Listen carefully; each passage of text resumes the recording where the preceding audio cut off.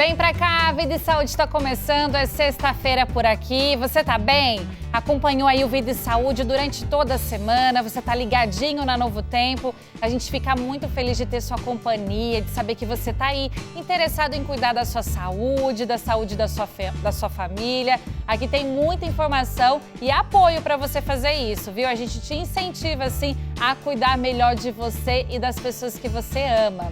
E olha só, no programa de hoje a gente vai falar sobre a doença de Parkinson. Como que ela ocorre? Será que é possível evitar essa doença? Tem tratamento? A gente vai conversar com o neurologista, Dr. Paulo Moreira, que vai trazer essas informações pra gente. E no Claramente vamos falar sobre os motivos que levam uma pessoa a ficar deprimida. Olha só, assunto do Dr. César Vasconcelos. A gente também vai ter aqui o boletim de saúde com a Sara Rabit e na receita uma sopa de lentilha, olha só, gente, deliciosa. Receita da nossa chefe Arlete Júlio, então você não pode perder, viu? A gente gosta de começar o programa com uma reflexão, mas hoje eu vou fazer diferente, ó. A reflexão vem aqui da nossa revista Esperança Fique Leve e lá no capítulo 7... tá falando assim, tem um verso que tá em Mateus 11:28. Diz assim, ó: venham a mim todos os que estão cansados e sobrecarregados, e eu lhes darei descanso. Olha isso. Isso significa que quando a gente se sente aí esgotado, sobrecarregado pela vida, a gente pode sim recorrer a Deus para encontrar descanso, encontrar alívio. Ele nos estende a mão e nos convida a largar os nossos fardos, as nossas preocupações, para que a gente possa encontrar a paz e o conforto na presença dele. Então, olha, da próxima vez aí que você se sentir cansado, se você não está aguentando mais, você tem que lembrar que Deus, ele está aqui de braços abertos, pronto para te dar um abraço bem apertado, te carregar no colo.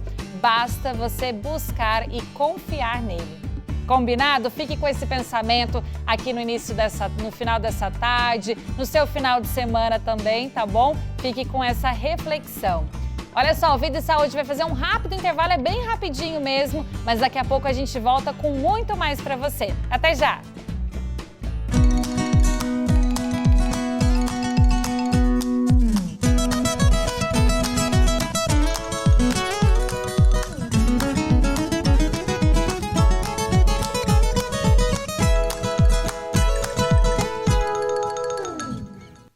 Já estamos de volta aqui com Vida e Saúde. Hoje, sexta-feira por aqui, a gente vai falar sobre doença de Parkinson. Olha só, acompanhe esses dados comigo. De acordo com a Organização Mundial da Saúde, a OMS, existem aproximadamente 4 milhões de pessoas no mundo com a doença de Parkinson, o que representa aí 1% da população mundial a partir dos 65 anos e 6% aos 85 anos. Mas esse número pode dobrar até 2040 com o aumento da expectativa de vida e o envelhecimento da população. São dados que chamam a nossa atenção e é por isso que a gente quer abordar esse tema aqui no programa. E quem vai tirar aqui nossas dúvidas, vai conversar com a gente, é o Dr. Paulo Moreira. Ele que é neurologista e já está por aqui. Tudo bem, Dr. Paulo? Hoje você vai nos ajudar com esse assunto, né? Tudo bem, Flávia? Obrigado mais uma vez pelo convite. É um prazer estar aqui. Muito bom ter a sua participação aqui também, doutor.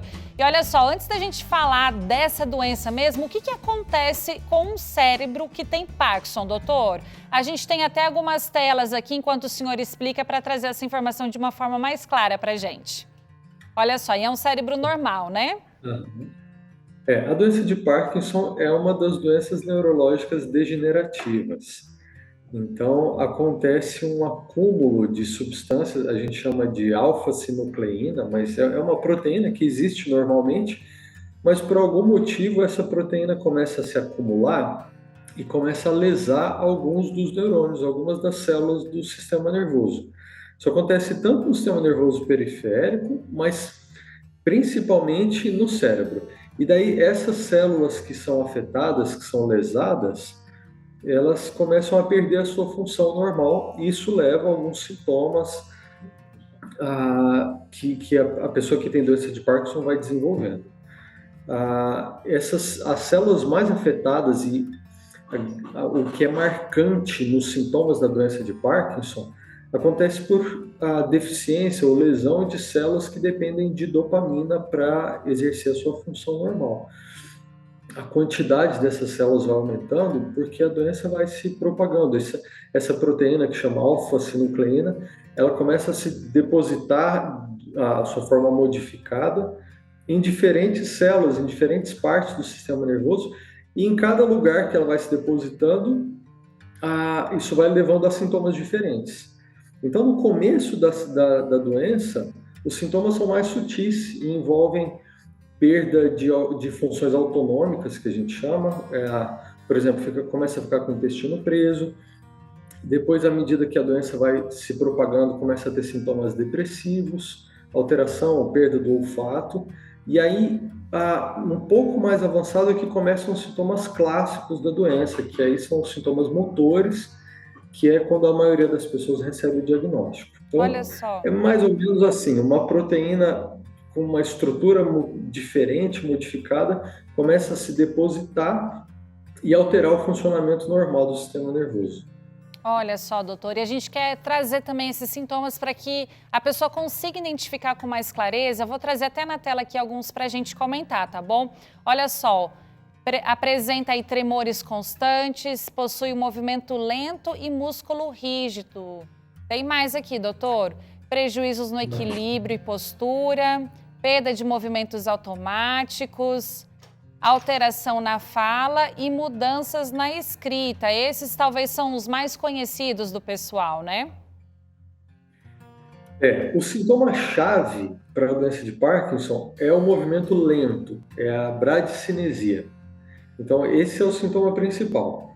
E ele pode estar em conjunto com outros sintomas motores que foram o que os slides muito bem colocaram aí.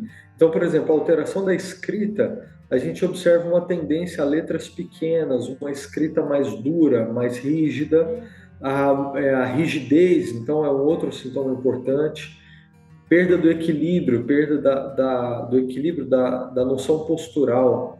Isso acontece também, geralmente um pouco mais tardio. Mas o sintoma-chave é a bradicinesia, que é o movimento lento, a dificuldade de realizar movimentos. Isso pode ser desde de movimentos da face, então é uma característica clínica descrita, é a face que tem pouco movimento. Isso envolve também o movimento de escrita, o movimento das mãos e o movimento de marcha, né, a capacidade de andar. Até no trabalho original do médico que descreveu, do James Parkinson, ele descreve um paciente ou uma doença que fazia com que os pacientes tivessem movimentos lentos, o corpo rígido e uma tendência de ficar com o corpo fletido para frente. Essas são as características mais marcantes da doença de Parkinson. Doutor, agora se eu começo a apresentar esses sintomas, né, ou se eu conheço alguém e quero indicar, qual seria o profissional que eu devo procurar, no caso, para diagnosticar essa doença? Bom, o tratamento da doença de Parkinson envolve diferentes profissionais. Mas a especialidade médica que lida diretamente com isso, que é responsável pelo diagnóstico dos casos, é a neurologia. Okay. Tanto o neurologista geral tem conhecimento e a aptidão suficiente para fazer o diagnóstico desses casos, mas existe uma subespecialidade dentro da neurologia que é só de distúrbios do movimento e é a área que é mais especializada em doença de Parkinson. Tá. E doutor, como que é feito esse diagnóstico? Procurei o especialista, que tipo de exames são feitos para detectar isso? Seria só pelos sintomas? O diagnóstico é feito principalmente a partir dos sintomas. Os critérios de diagnóstico são todos critérios clínicos. Então, eles envolvem isso que a gente já conversou, de movimento lento, né, a bradicinesia, e aí pode ter tremor, que geralmente é um tremor lento, em torno de 5 Hz e presente em repouso.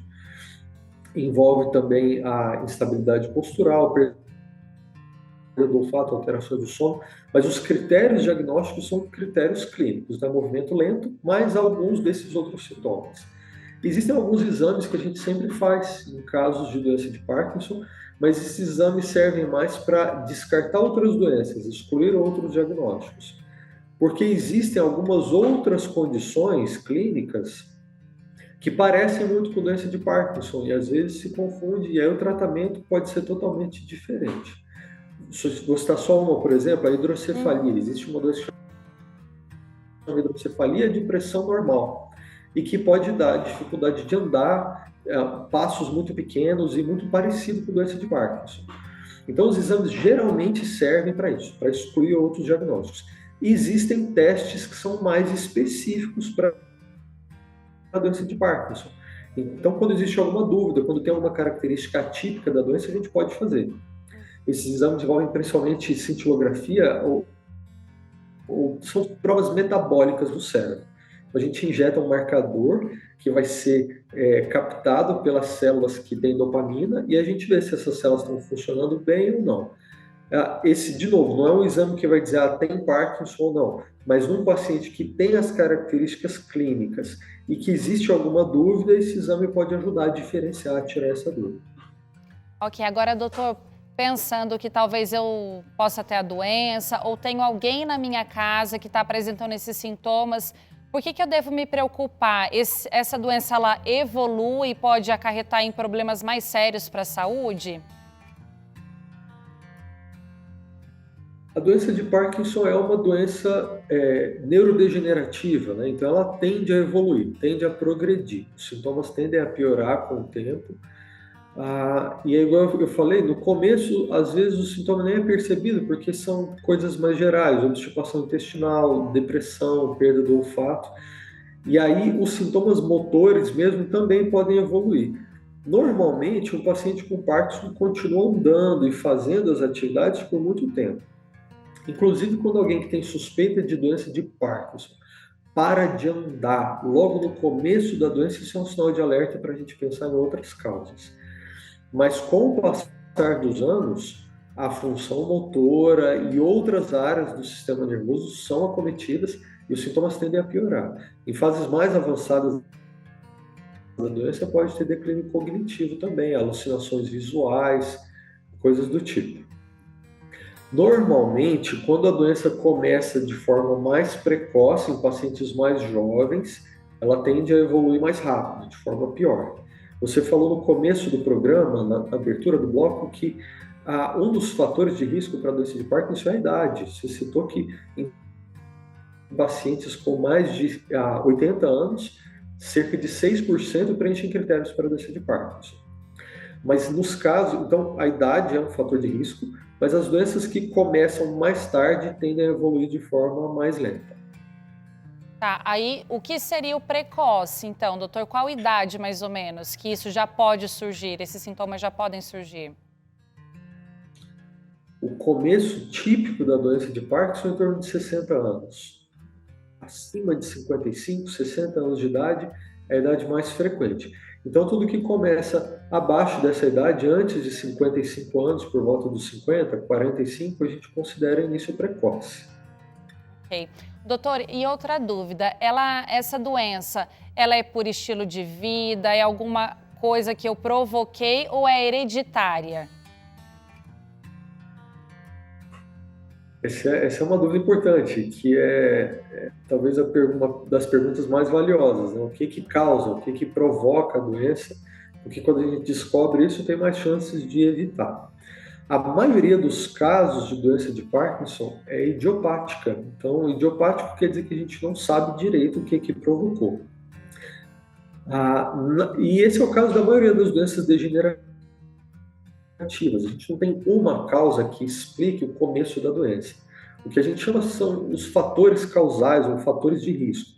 Então, existem alguns hábitos, algumas coisas que têm influência, que aumentam a chance, mas não existe um fator específico isolado que provoque. Alguns casos de doença de Parkinson são genéticos. Então, existem alguns genes que, quando modificados, quando mutados, provocam a doença de Parkinson, mas isso é a minoria dos casos. Tá. E nesses casos, doutor, é possível fazer um rastreamento? Por exemplo, eu tenho 38 anos, quero saber se no futuro eu posso ter algum tipo de problema. A gente tem como fazer esse rastreamento para já prevenir de alguma maneira? Quando existe uma história familiar importante da doença de Parkinson que faça a gente pensar num componente genético importante, aí dá para fazer um rastreio genético, dá para a gente testar esses genes e saber se mais pessoas da família têm essa mutação. Agora, como eu disse, isso é a minoria dos casos. A maior parte dos casos não tem um fator de risco ou uma causa muito específica. E como não existe até hoje um tratamento específico para reverter os sintomas, a gente não faz teste genético de rotina ou em larga escala para ver quem tem gene que pode desenvolver a doença no futuro. Na verdade, o diagnóstico precoce é importante ser feito, mas mais para a gente entender melhor e participar de estudos clínicos e fazer um aconselhamento das pessoas sobre o que pode vir pela frente. Mas eu não recomendo uma preocupação excessiva precoce, porque um membro da minha família tem, ou porque eu conheço alguém que tenha, qual vai ser o meu risco futuro de desenvolver. É mais importante a gente lidar com o que a gente pode fazer, que são hábitos saudáveis de vida, do que se preocupar especificamente no meu risco individual de desenvolver uma doença degenerativa. Tá certo. Olha só, o doutor já deixou aqui várias dicas pra gente, né? E informações sobre como lidar também com essa doença. A gente vai continuar esse assunto aqui, tá, doutor? Você continua com a gente no próximo bloco. Ainda hoje vai ter Claramente por aqui. A gente vai saber por que uma pessoa fica deprimida. O que será que acontece? Tem boletim de saúde com a Sara Rabit e na receita a gente vai te ensinar a fazer uma sopa de lentilha. Olha só que linda que tá essa sopa, receita aí do coração da nossa chefe Arlete Júlio. Então não sai não, Vida e Saúde faz um rápido intervalo e a gente volta já.